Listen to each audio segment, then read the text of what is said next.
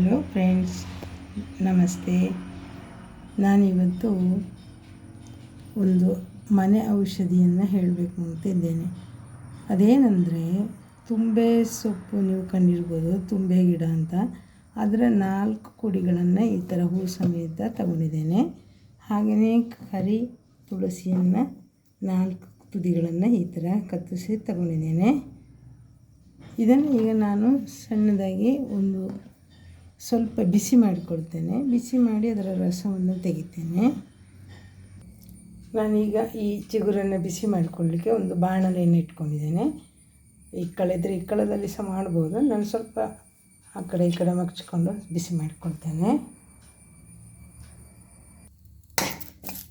ಸಣ್ಣಕ್ಕೆ ಬಿಸಿ ಆದರೆ ಸಾಕು, ಬಾಡಬೇಕಷ್ಟೇ. ಇದು ಗಿಡ ಎಲೆ ಸಾಕು. ಆಫ್ ಮಾಡ್ಕೊಳ್ತೇನೆ. ಈ ಥರ ಕೈಯಲ್ಲಿ ಇಟ್ಕೊಂಡು 2 ಕೈಗಳಿಂದ ಇದನ್ನು ಅಮ್ಕಿಕೊಂಡು ಉಂಡೆ ಮಾಡಿಕೊಳ್ಬೇಕು. ಕೈಯಲ್ಲೇ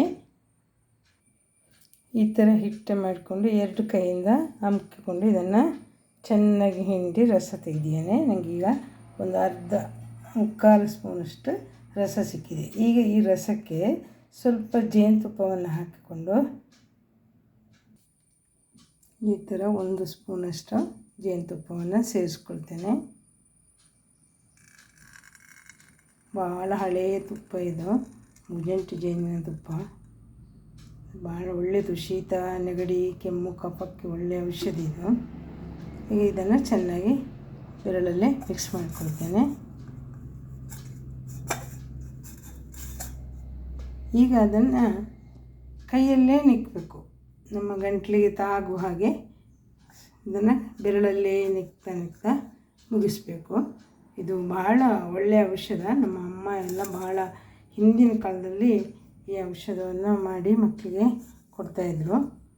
ಕೆಮ್ಮು ಕಫ ಬಂದರೆ, ತುಂಬ ಒಂಥರ ನಾಯಿ ಕೆಮ್ಮು ಥರ ಕೆಮ್ಮು ಬಂದರೆ ಇದು ಭಾಳ ಒಳ್ಳೆಯ ಔಷಧ. ಇದರಲ್ಲಿ ನಾನು ಸೇರಿಸಿರೋದೇನಿಲ್ಲ, ತುಂಬೆ ಗಿಡದ ತುದಿ ಮತ್ತು ತುಳಸಿ, ಕಪ್ಪು ತುಳಸಿಯ 4 ಚಿಗುರು ಹಾಗೂ ತುಂಬೆಯ 4 ಚಿಗುರನ್ನು ತಗೊಂಡು ಬಾಡಿಸಿಕೊಂಡು ಕೈಯಲ್ಲೇ ಅದನ್ನು ಹಿಟ್ಟಿಯಾಗಿ ಮಾಡಿ ಹಿಂಡಿ 1 ಸ್ಪೂನು, 1/4 ಸ್ಪೂನಷ್ಟು ರಸವನ್ನು ತೆಗೆದೆ. ಅದಕ್ಕೆ ಜೇನುತುಪ್ಪ, ಅದರಲ್ಲೂ ಮುಜಂಟಿ ಜೇನು ತುಪ್ಪ ಸಿಕ್ಕಿದರೆ ಇನ್ನೂ ಒಳ್ಳೆಯದು. ತುಪ್ಪವನ್ನು ಸೇರಿಸಿ ಬೆರಳಿನಿಂದಲೇ ಮಿಕ್ಸ್ ಮಾಡಿ ಇದನ್ನು ಬೆರಳಿನಿಂದಲೇ ನಿಕ್ಕೋದು. ಇದಕ್ಕೆ ಬೇರೆ ಸ್ಪೂನು ಅದು ಇದು ಏನು ಹಿಡಿಲಿಕ್ಕಿಲ್ಲ. ಆಗ ಇದು ಒಳ್ಳೆಯ ಔಷಧಿಯಾಗಿ ಕೆಲಸ ಮಾಡುತ್ತದೆ. ನೀವು ಟ್ರೈ ಮಾಡಿ. ನಾನು ಟ್ರೈ ಮಾಡ್ತಾಯಿದ್ದೇನೆ. ನನಗೂ 2-3 ದಿವಸದಿಂದ ತುಂಬ ಕೆಮ್ಮು ಇತ್ತು. ಈ ಔಷಧಿ ನೆನಪಾಯಿತು, ಮಾಡಿದೆ. ನಿಮಗೂ ಇದು ಹೆಲ್ಪ್ ಆಗಲಿ ಅಂತ ವಿಡಿಯೋ ಮಾಡಿದ್ದೇನೆ.